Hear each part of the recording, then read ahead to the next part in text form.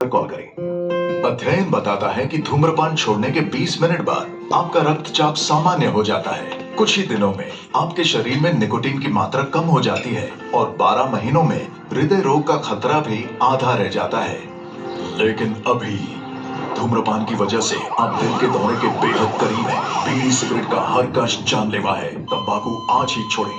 मदद के लिए कॉल करें 1800-112356।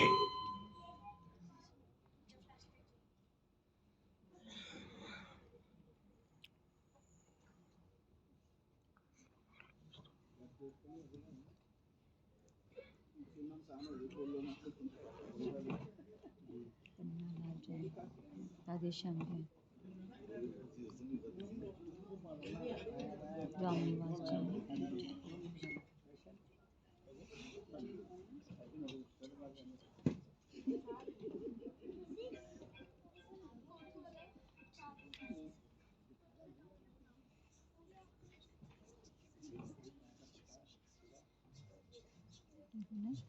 जी, अनिल, सुभाष, अनिल गर्ग,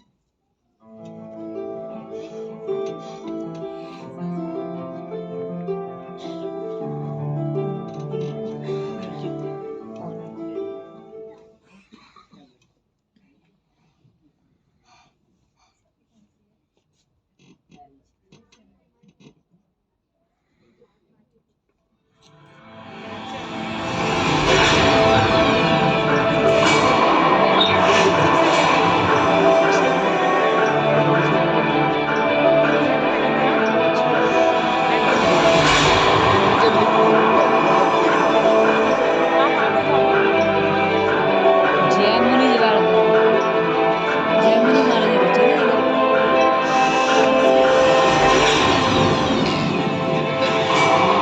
इधर आपकी क्या टिकट क्या थी आपकी? हमारी टिकट क्या थी हमारी आपकी? 3 टिकटें थी, 2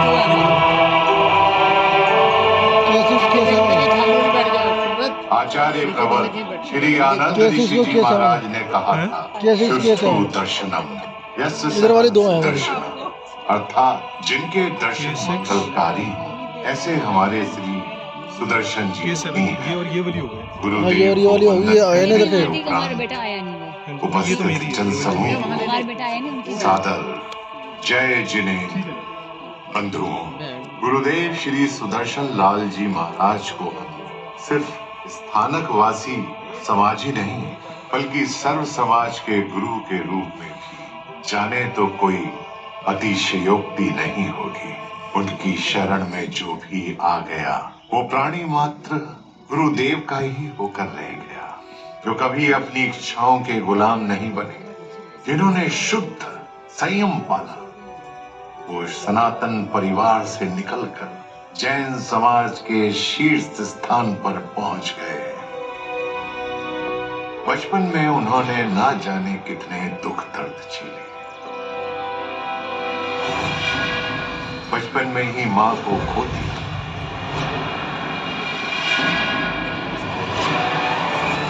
मां के बाद मां का प्यार देने वाले बाबा जी महाराज भी मुनि बनकर घर से निकल गए। एकमात्र बचपन का मित्र जो जवानी में यमुना नदी में डूब गया। फिर गुरुदेव सुदर्शन जी घर से ऐसे निकले कि पूरे समाज को ही अपना परिवार मान लिया।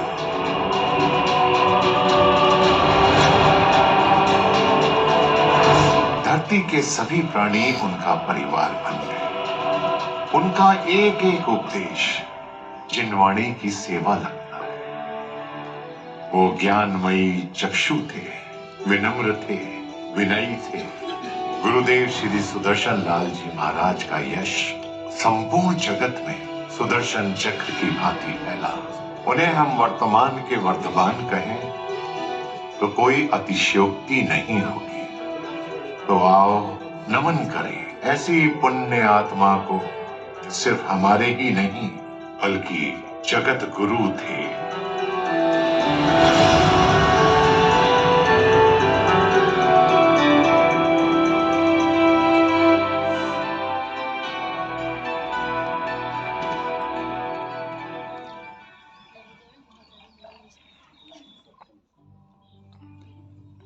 स्थानक। गुरुदेव, आपके बिना मैं अपने आप को बहुत कमजोर महसूस कर रहा हूं। आपने मां के जैसा मुझे दुलार दिया। बाबा जी महाराज के जाने के बाद आपने उनकी कमी भी महसूस नहीं होने दी।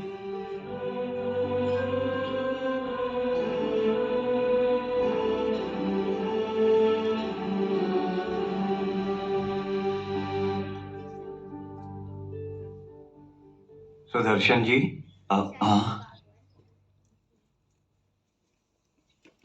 पंडित जी महाराज, मथेड़ वंदा में गुरुदेव। वाचस्पति गुरुदेव के जाने का दुख अभी भी नहीं छूट रहा है। हाँ जी महाराज, धरती का एक बादशाह चला गया, शाहों का भी एक शहंशाह चला गया। उनका वात्सल मन से अलग ही नहीं हो पा रहा है।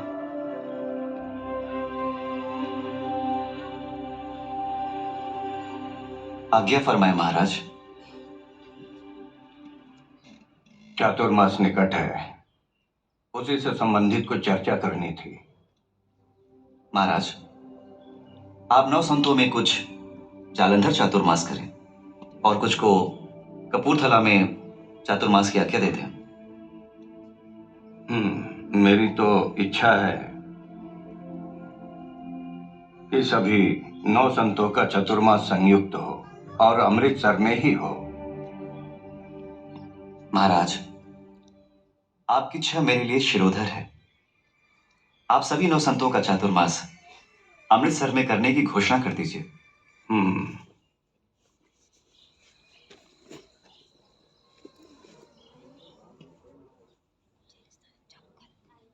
कल आ गया। जो वसीयत गुरुदेव श्री वाचस्पति जी महाराज लिख कर गए हैं, हम उसी के अनुसार चलेंगे।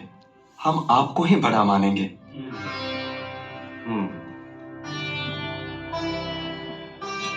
योगीराज श्री रामजी लाल जी महाराज हमारे लिए गुरु तुल्य हैं, हमारे बड़े हैं। अतः संघ प्रमुख का दायित्व उन्हें देना हमारे संघ के लिए अति उत्तम होगा। आप चाहे तो अपने अधिकार श्री योगीराज जी महाराज को दे दें, लेकिन हम अपने चातुर्मास की आज्ञा हमेशा ही आपसे ही मंगवाते रहेंगे। आप सभी चातुर्मासों की आज्ञा श्री योगीराज महाराज जी से मंगवा लें। इसमें आपकी भावना और श्री वाचस्पति गुरुदेव की आज्ञा का भी सम्यक निर्वाह हो जाएगा। चलिए एक बार आपकी बात को मान भी लिया जाए, पर क्या श्री योगीराज जी महाराज इस व्यवस्था को मानेंगे? हम चल के उनसे प्रार्थना करेंगे। जी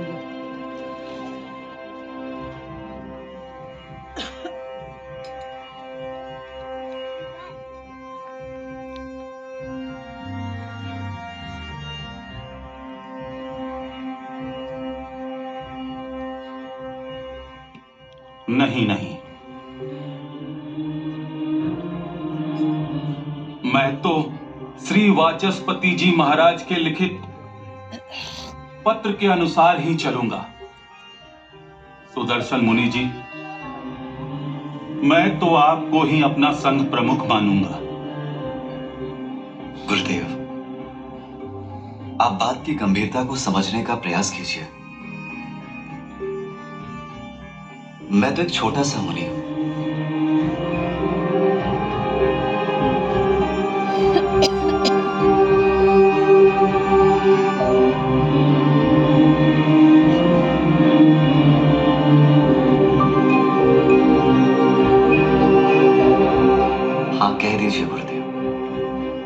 और फिर गुरुदेव की आग्रह भरी विनती को श्री योगी राज जी महाराज इनकार नहीं कर सके और मुनि संघ का दायित्व अपने कंधों पर ले लिया। फिर श्री सुदर्शन लाल जी महाराज का जींद से दिल्ली की तरफ विहार होता है, तो भुटाना से उन्हें बैरागी के रूप में श्री हुकुमचंद जी मिलते हैं, जो बाद में श्री विनय मुनि जी के नाम से जाने गए।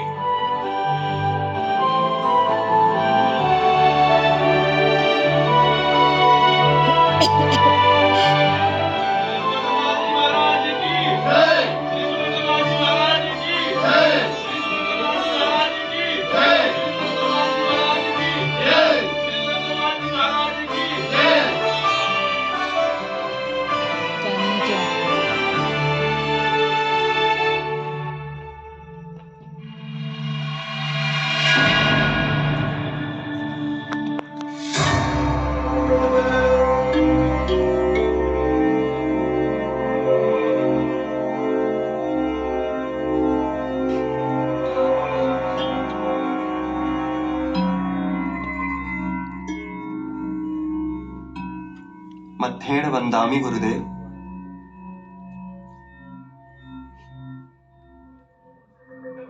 गुरुदेव,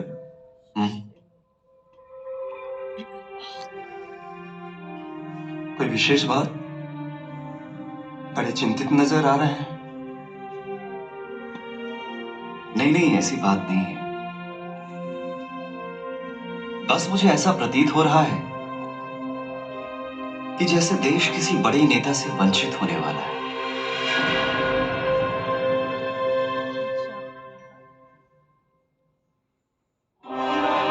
और गुरुदेव की भविष्यवाणी सही सिद्ध हुई।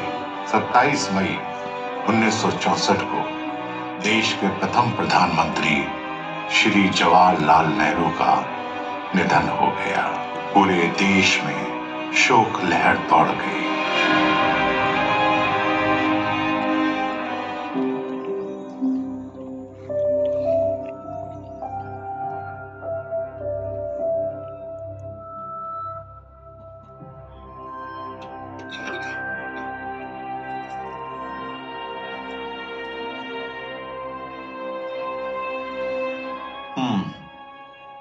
आनंद जी, क्या बात है, बड़े चुप और उदास बैठे हो? कोई परेशानी है? क्या बताएं गुरुदेव, समाज में बहुत प्रतिष्ठा है हमारी, धन दौलत की भी कमी नहीं है, पर गुरुदेव एक ही चिंता खाए जा रही है। चिंता? किस बात की चिंता? गुरुदेव, हमारा बेटा साहिल, उसका कुछ समझ नहीं आ रहा। वो पढ़ाई तो बहुत करता है लेकिन पास नहीं हो रहा। एक कक्षा में 3 बार फेल हो गया। मुझे लगता है कि उस पर किसी ने जादू टोना करवा दिया है। गुरुदेव, कोई मंत्र दे दीजिए उसे ताकि वो पास हो जाए। हाँ गुरुदेव।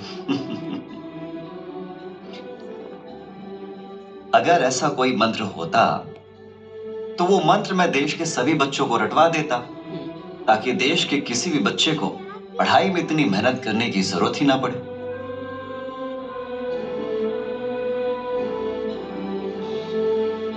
अंधविश्वास से बचो, सब ठीक होगा।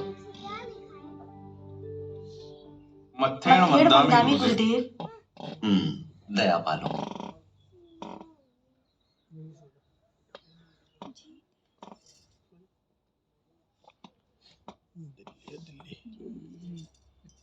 गुरुदेव।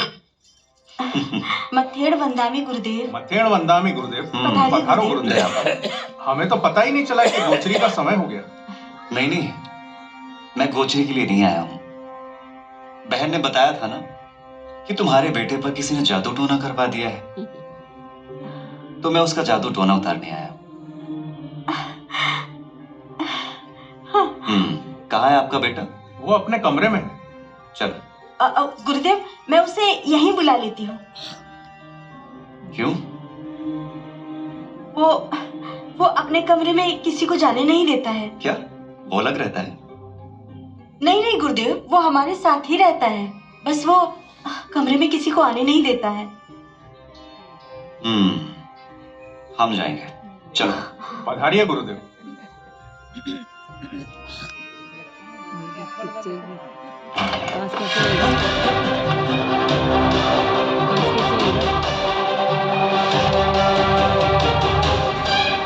मध्यम वंदा में गुरुदेव।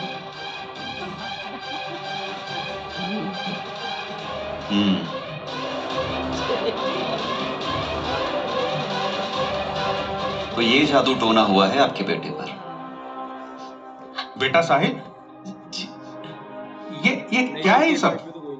हमने तुम्हें अलग कमरा दिया कि तुम पढ़ाई करो, और तुम ये सब पढ़ाई कर रहे हो।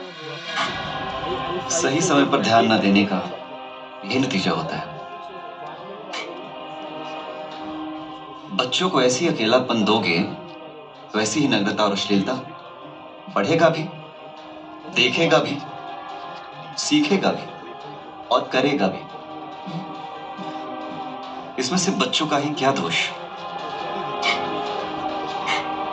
माता पिता के पास उन्हें संस्कार देने का समय ही नहीं, धर्म और ज्ञान सिखाने के लिए गुरु के पास जाने के लिए समय तक नहीं। अभी तो बच्चा केले में अश्लील साहित्य पढ़ रहा है, लेकिन एक समय ऐसा आएगा, ऐसे ऐसे यंत्र आ जाएंगे जिससे बच्चे चलते फिरते नग्नता और अश्लीलता देखेंगे। माता पिता को सही समय पर ध्यान देना चाहिए बच्चों पर कि बच्चा क्या कर रहा है, क्या देख रहा है, क्या सोच रहा है और वो कैसी संगति में रह रहा है। बच्चे अपने माँ बाप का ऐसे नाजायज फायदा मत उठाओ।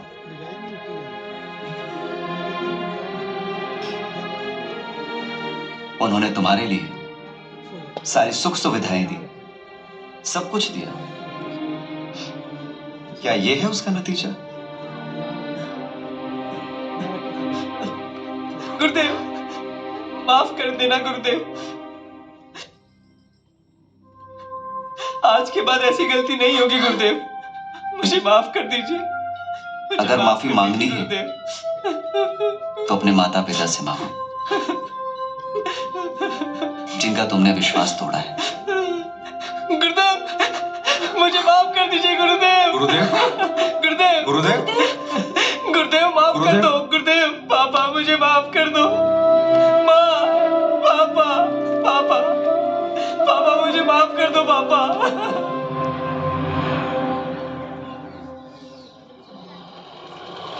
शास्त्री महाराज ने सुनाई थी कथा। श्याम। जी साहब।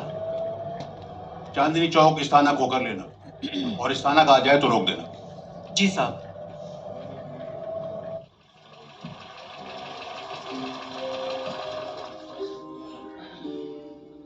साहब जी, स्थानक आ गया।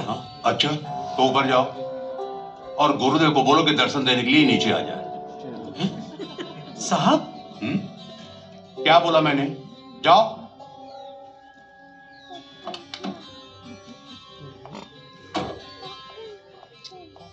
उनसे कहना कि घर पर बैठकर ही नवकार मंत्र का पाठ महाराज जी।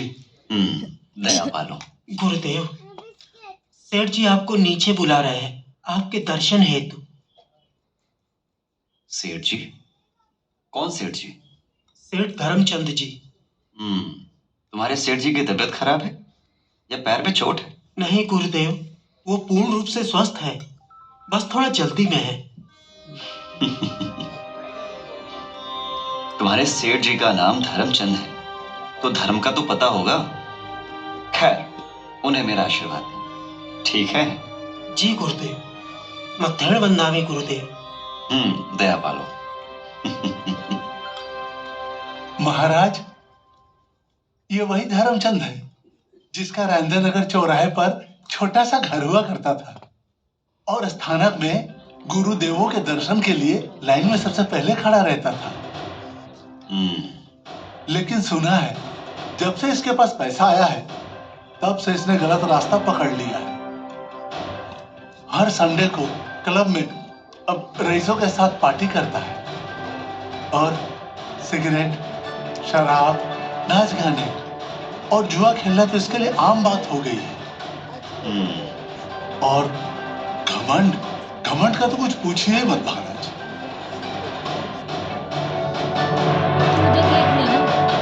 ये देख ले। साहब जी, गुरुदेव ने आपको आशीर्वाद दिया है। आशीर्वाद दिया? वो नहीं आ रहे? नहीं साहब जी।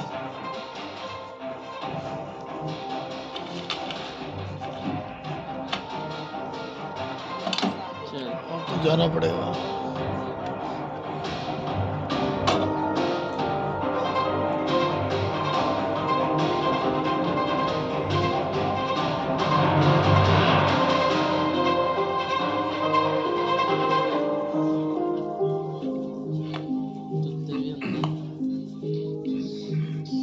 मत्थेड़ वंदामि गुरुदेव। दया पालो।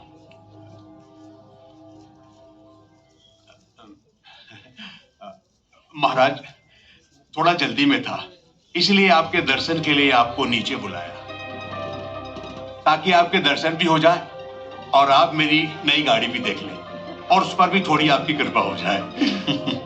अब आपसे मिलने के लिए मुझे ऊपर आना पड़ा, जूते उतारने पड़े, इतनी गर्मी है महाराज, देखिए मेरे कपड़े भी खराब हो गए। आपके दर्शन करने मैं इसलिए आया कि जिस दिन आप मेरे घर गोचरी के लिए आए थे, उस दिन से मेरे भाग्य बदल गए। मेरे पास आज सब कुछ है महाराज। भाई, हम जैन संत हैं, सम्मान तो हम बच्चों का भी करते हैं, पर खुशामद तो हम राजाओं की भी नहीं करते।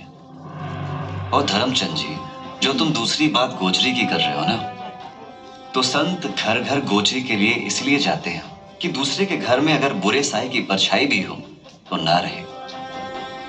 और तुम भूल गए कि 1 साल पहले तुम्हारी क्या हालत थी, एक एक रोटी के लिए तरस रहे थे, और आज तुम्हारे पास धन आ गया, इतना अभिमान हो गया कि तुमने इतने सारे ऐप पाल लिए।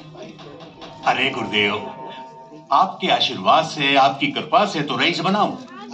अगर थोड़े से रईसों वाले शौक पाल लिए तो इसमें क्या खराबी है? आपके दर्शन करने तो आता ही हूं ना। देखो भाई, या तो तुम ये सब छोड़ दो, नहीं तो धन तुम्हें एक दिन छोड़ देगा। लक्ष्मी चंचला है, और अगर तुम इसका दुरुपयोग करोगे तो ये तुम्हारे घर में ज्यादा दिन रुकेगी नहीं। हाँ? अभी भी समय है, सुधर जाओ। जो लक्ष्मी मिली है उसे दान, सेवा और परोपकार में लगाओ।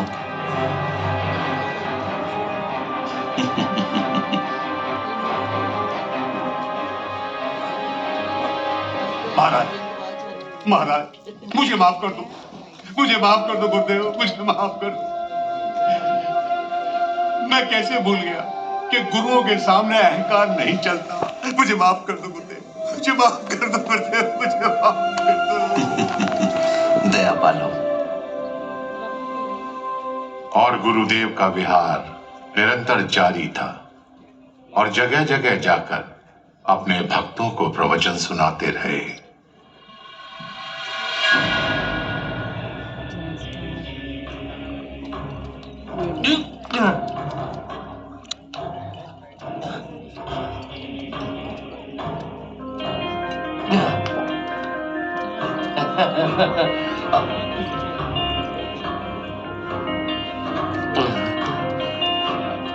गुरुदेव, ये देख, शाली महाराज, शाली महाराज। गुरुदेव, गुरुदेव, मैंने पी नहीं है गुरुदेव, आपके चरण छूना चाहता हूँ गुरुदेव। राम कुमार सोनू। पी नहीं गुरुदेव, चढ़ी नहीं है गुरुदेव। बेटा, चढ़ी नहीं है गुरुदेव। अरे क्या कर रहा है तू बेटा? बेटा, गुरुजी, चरण तो छूने दो बेटा, गुरुदेव। गुरुदेव है। गुरुदेव, शराब के नशे में हाथ नहीं लगाते बेटा, माफ कर दीजिए गुरुदेव। ना बेटा ना, अरे नहीं, अरे नहीं, गुरुदेव, सब लोग देखेंगे तो क्या कहेंगे अपने गुरुदेव, बेटा? माफ कर दीजिए गुरुदेव, नादान है। चल बेटा चल।